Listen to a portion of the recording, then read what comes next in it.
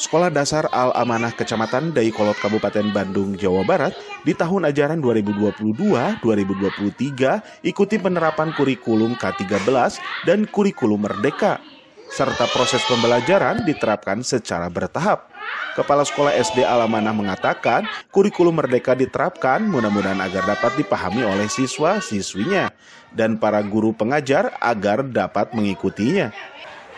Untuk tahun ajaran ini SD Al-Amanah menerapkan kurikulum K13 dengan IKM. Pelaksanaannya adalah adanya sisipan atau adanya implementasi sebagian implementasi dari profil pelajar Pancasila yang disisipkan di setiap pelajaran yang ada di kelas.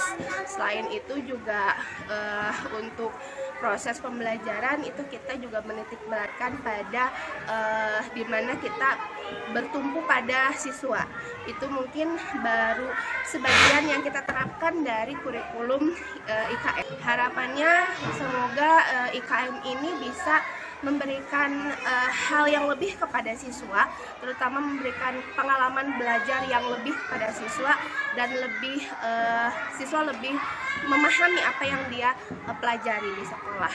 Ya, kepada pemerintah saya ucapkan terima kasih atas segala perubahan yang terjadi pada kurikulum. Mudah-mudahan kurikulum IKM ini yang nantinya akan berlanjut ke kurikulum Merdeka terus berjalan dengan baik dan diimplementasikan di seluruh Indonesia.